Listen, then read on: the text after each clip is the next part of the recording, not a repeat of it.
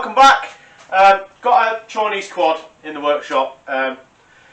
Somebody I know had this, or my name came up in the topic. They gave me a number and they said, can you have a look at a quad for me? Someone rang me and said, you're the man to talk to regarding one of these apparently, and I said, yeah, unfortunately I am. So it's a customer's job. It's a, I can't even pronounce what they're called, Kanawa or Kuwa or something like that. It's like a 110 Chinese pit bike quad, you know. They're actually quite good, these are semi-automatic, and they have reverse in the gearbox. Issues with it, he said to me, he says it doesn't run. They put a battery on it, they got it to fire up, but it just coughed, spit fire and you know, backfire and wouldn't run properly, wouldn't idle.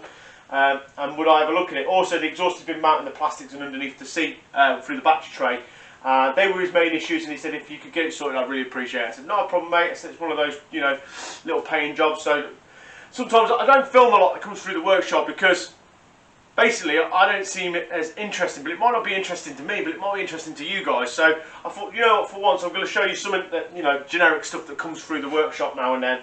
And this is one of those little piddly jobs. So come join me. We're going to have a little look around this quad and we're going to get in and pull that carb because while it was sitting here, it was leaking fuel. And that suspects me it's a sticky float bowl. So most likely that it's not getting enough fuel, or it's sticking, or something like that. So I'm going to go straight in there, pull the bowl out of the bottom of the carb and go from there.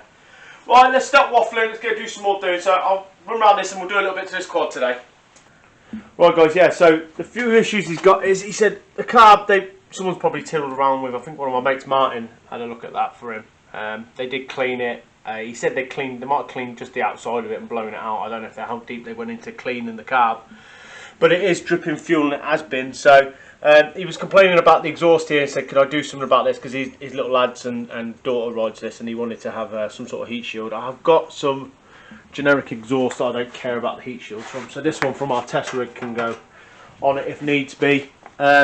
He then said about the exhaust, which is this horrible twin pipe single cylinder bollocks exhaust.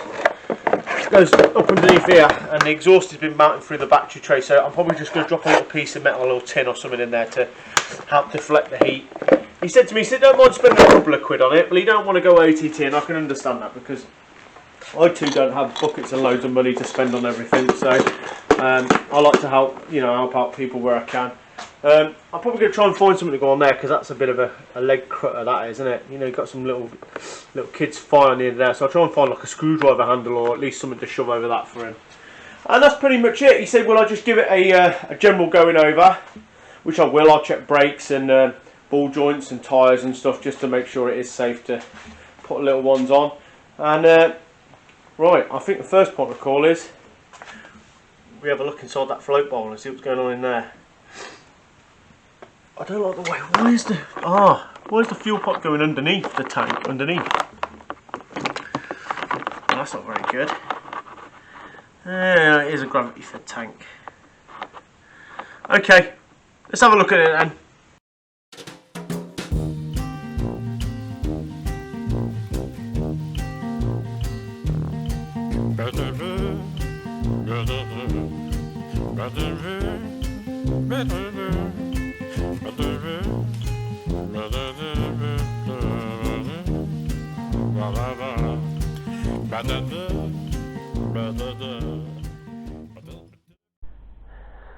Got sick and tired of working on the floor when I've got like equipment here I could be using, so I'll put it on the little paddock stand, my little work stand. Get it up to a reasonable height because my legs are killing me. I'm done of the days of crouching on my knees. Yeah, that makes life a little bit easier. I ain't gonna fall off here. There we go. Right, so I'm going to pull this carb out. The guy said that one of my mates had previously cleaned the carb, but when it had been sat in the workshop overnight, it was leaking out of the fuel bowl, which to me indicates that it's got an issue with the fuel bowl. So I'm just going to get in there, take the little bastard off, just to double check. Martin's pretty good on the spanners. He's not very, he's a car mechanic, not a bike mechanic per se, but he is good with he is good on the spanners, so he should have had a good clean of it out. But like I said, it was sat in the workshop overnight, and then it started pissing fuel out, so it's obviously got a float bowl issue.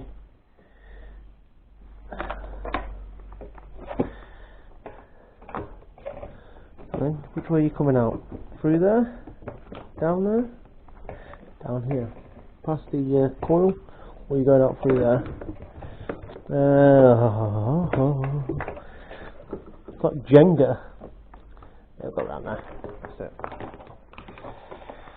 Okay, so char-bar. Let's put it in the bench and just pull the bowl out. It does look really clean in there, to be fair. Let's just pull the bowl off it and see what it looks like in there. Okay guys, right. Gonna strip and tear this car down. It looks reasonably clean, and like I said, the guy I know is a mechanic I know, and he's like I said, he's pretty good on spanners. And I'm just draining the fuel out, and I noticed water in the carb, but as I turned this upside down, I did it upside down in one of the other containers just to try and drain it out, and I could see water in it. And I'm just trying to show it for you now, but it looks like the water was floating on the top of the thing. I think what's the problem with this is he's got water contamination in his fuel tank. I'm going to take this carb apart because I just want to check the float bowl, because I think the float bowl wasn't set right. But I think I'm going to be looking at draining the guy's tank. I think he's got a water contamination. Like I said, he got gifted this, or he got it as part of the deal with someone else. I didn't get it asking for. He said he was doing a big job for somebody at some well-off guy's house, and he said he could have it as part of the deal, or you know, as part of the job he was doing. But I think it's been left outside because it looks like a bike that's been left outside. There's massive amounts of corrosion up on the clock face, and obviously with this not having a vent pipe or a 90 in it, I reckon it's got water in the fuel, and that's where he's getting most of his running issues. Because he said to me, he says, oh, it runs, it splutters and it backfires and it don't idle, and I think basically what he's got water contamination in his tank. So I'm going to take the tank, or drain the tank, and then obviously see if there's obviously water contamination. I don't know if you can see it, but I'll just start pouring this down into my other drain here. And as I did, it started dropping droplets of water. Can you see that? See all the droplets? And that was from out of the carb. So I think this has just got water contamination in, and that's going to be his issue. When I was going through the bike, I found out that this rear wheel was loose, so I tightened that up and put a split pin in that for him. What else did I find? You would have seen it in the other footage I did, but I didn't film it. I cut a handle off a golf club, put a golf club handle on the gear shifter front. That's just because you've got your kids in a fire, like you're in a fire down here, and if you're up on the bike and you know you've come off, that had a massive sharp edge on it, and I just wouldn't do that. So I'd rather have it nice, peace of mind, and that for his kids. He said obviously check it all out. Brake pads are good, front shoes are good, wheel bearings are all good, you know, all that stuff. Shock bushings and everything else, they're all good.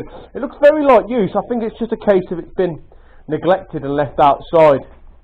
So I'm just going to pull the float bowl off that carb, have a little inspection in there, and I think we're going to next then is drain the fuel. Right, you're going to have to excuse the state of the workshop. We've been so busy with stuff, I ain't had a chance to have it cleaned. Well, I ain't had a chance to clean through it all, so let's see what delights we have in here. That's actually really clean. Bit of surface corrosion in there. But I can clearly see the water. So there's can you see the water in the fuel? You see that, guys? See it? So yeah, it's got water contamination in it, and that's why it's running like a piece of shit. So right, let's just look at this float setting, because I think that's a little bit weak. I'm just going to adjust the float setting a bit. It looks spotless in here. Like I said, my man Martin is pretty good on the spanner, so he's been in here, but obviously he must have not known that there was water contamination in it. And look, there you go. Can you see the water? Can you see the water contamination in there? See it in amongst the fuel? So yeah, that's clearly his issue. Well, this is great, because I always like to go into a job. If you don't see something, then you you're like, oh, what the fuck could it be? And you're chasing your ass trying to find. But when you always, it's good to open up something and see a clear issue. So this is spotless, so I'm not that bothered about that. So I do it I set my float bowls the old-fashioned way. So I stick my gob round the hole. I stick my gob round the hole, and then so I just want to set it just a tiny bit. Fucking petrol. Okay. So yeah, the float bowl just wants a little adjust because it's literally right at the top. It's not closing, so it wants the arm just adjusting a little bit, because when I've got it right, it's right at the top before it seals. So it just wants the little arm there. The little arm there, the tiddly arm there, just pressing up a little bit so that it stops about mid, so about level, so there, and it's taken all the way to the very top to close, so it wants to be about there. So I'll make that adjustment, then I'll put the car back together, and I reckon we're going to drain the fuel out of it.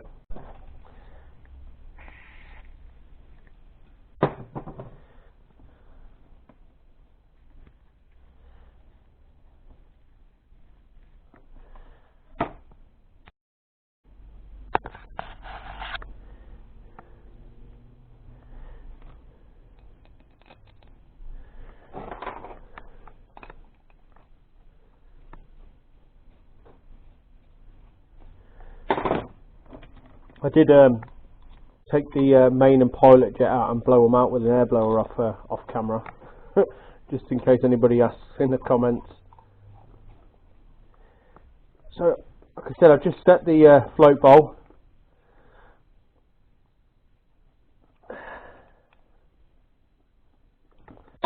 Rang and spoke to him, told him everything that was wrong with it, obviously with the water contamination and the fuel. Oh, why you picked that up on camera? There you go, you can see it there, look. You see all the water in it? So, I told him that the fuel was contaminated, I need to drain the tank. I did drain the old fuel, I just drained it into this container here. There's only a small amount of water contamination, it's not bad, but it would have been enough to upset all of the settings and stuff on it. So, I'm going to fire this car back on then.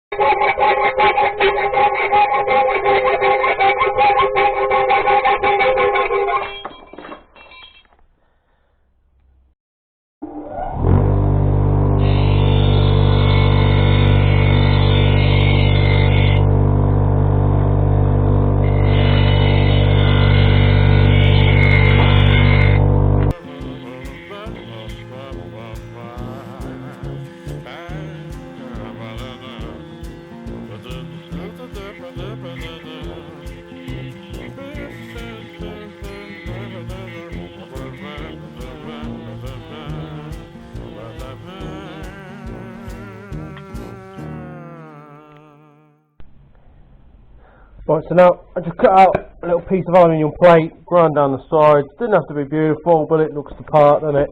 And that's just so that his battery's got some support in there and it's not, the exhaust isn't melting through the battery. So that's good to go.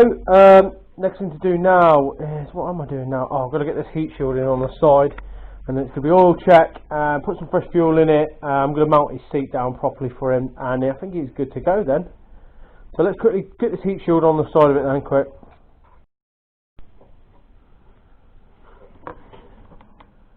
Oh, stop.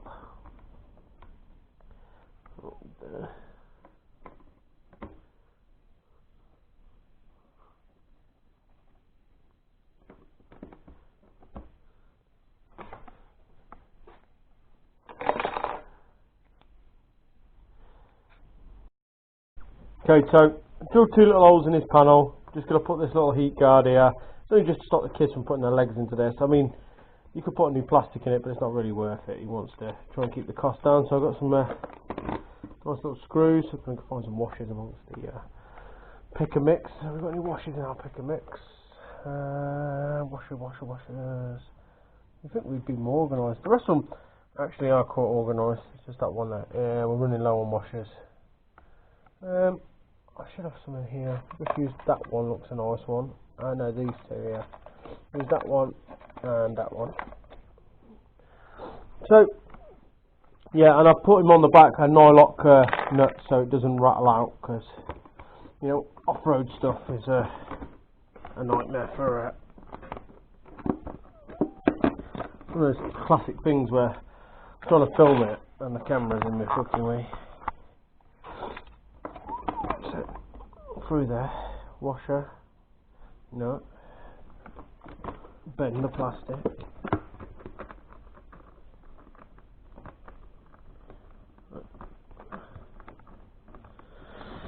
That's started, and then in this one.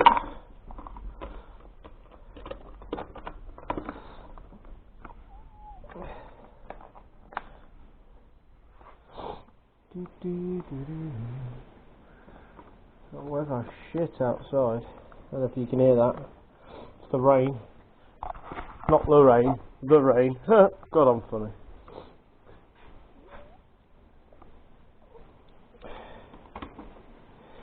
Internal spanner. There's actually raining cats and dogs outside.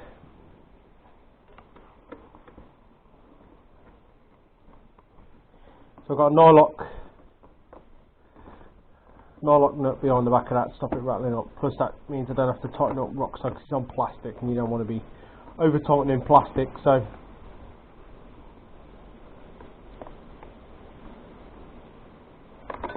that's lovely.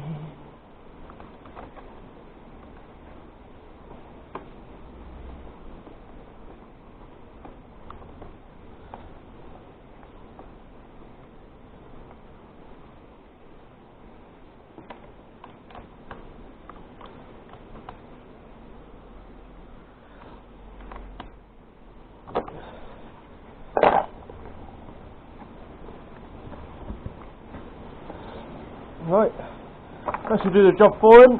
Help keep the kiddies' legs out of it.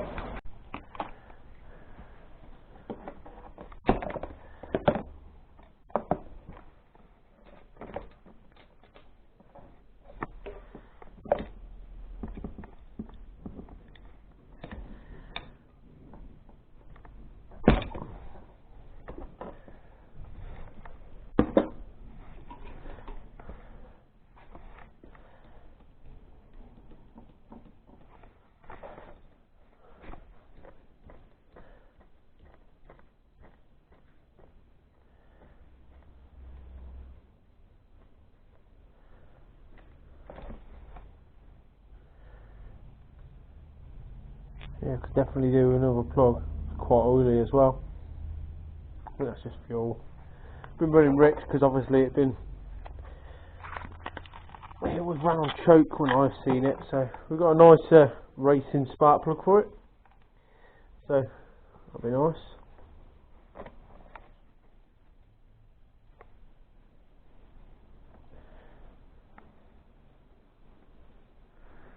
Weather outside pissing it down.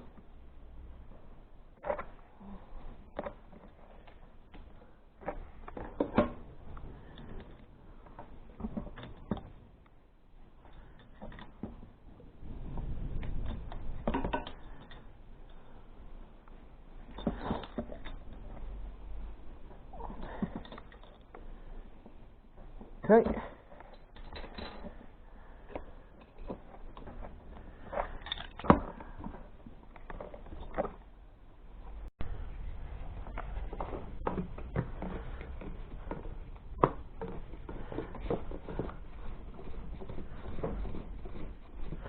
Just gonna put a couple of litres of fresh fuel in it.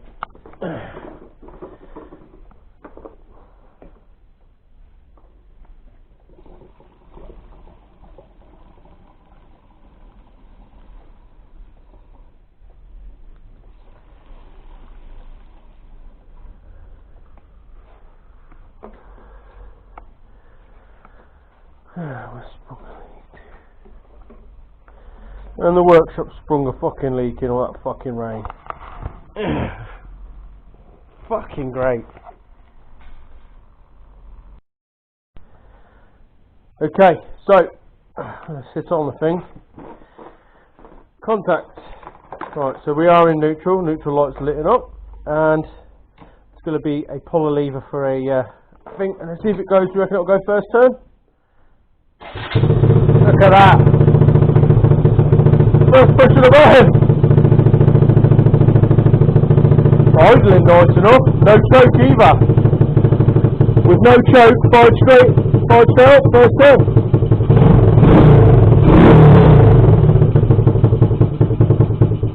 Probably just want the idle picking up a little bit.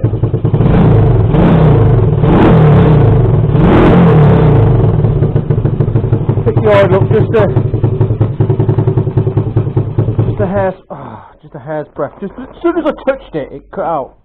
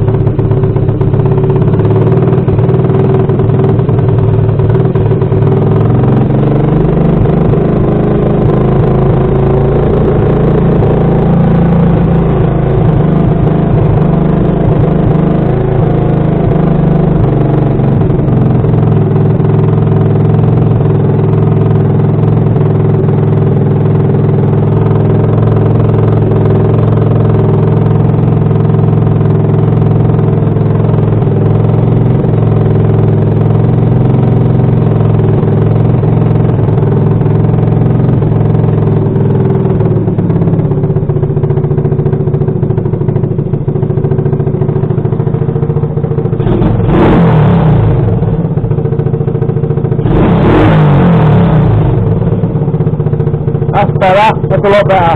It was like running on when I revved up high, so I screwed some air out of it and then took away some fuel, and that. Yeah, that's idling perfect now. So I'll just bring the idle down a little bit more.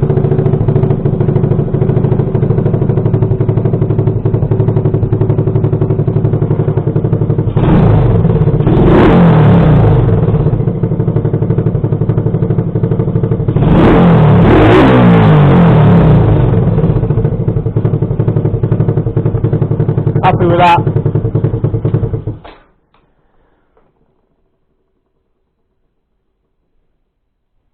Okay. Right, happy with that. That's good enough. You'll be happy with that. Basically, the fuel and air settings on the carb, I think there was too much air in it. No, not enough air. So what it was doing was it's basically choking it down. So when you give it a good hard rev, it was like taking everything, ooh, come down. With it being a semi-auto, that's dangerous, especially with a kid.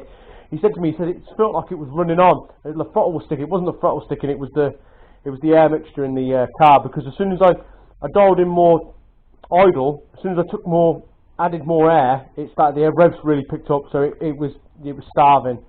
So yeah, that's all fine. I'll probably just take it for a little run around the garden, make sure it goes into gear. Everything else fine, and I'll give him the good noise and let him this one's done. So right, yeah. Right, guys, it's all done. It's one of those nice little easy projects, just helping somebody out and doing a bit of work to get a couple of quid in. So I don't normally post videos like this, and I don't know if I should, because I don't really find it interesting content, but I might not find it interesting, but you guys might. So I hope you enjoyed the video. Like, comment, subscribe. I'd like to take a moment to thank all the people that have subscribed. I'm not breaking any records here with my subscribers we're getting, but the people that do subscribe are quite loyal. And I've had a nice good few comments and a few emails off a few people that said, you know, I enjoyed the stuff you do, and you know, keep up with the good work. And you know, there's been positive comments, but I suppose you don't get any haters until you actually start making it. So if you don't like the video, let me know. I'll talk to anybody. So yeah, I'm gonna get my daughter to have a little go around the garden. She's mad for a quad and keep pestering me to buy one. But to be honest, the problem with these is that here we just ain't got the land for it. We don't live in the country for it. There isn't the open space. Any of that open space that is available, someone comes and complains. So the second you get out on any sort of to have any sort of fun in this country, it's taxed, policed, or stopped. So yeah, I've got the ATC, and that's why I keep putting off using that. It's because once I finish the project, I'm going to be wanting to go out on it, and then I know the second I go and touch any sort of green belt land on it, or you know, we go to any sort of place that's stupid enough to let us ride it. I mean, if I phone up a motocross track and say, is it right if I come down on a 1983 free-wheel death machine and attempt to ride it as fast as I can possibly around your track? They're just going to go, absolutely point blank no. And then if I take my kids to some sort of open land in the middle of nowhere, no doubt they'll send a police helicopter out for us. I'm waffling again. Hope you enjoyed the video, guys. Ciao for now.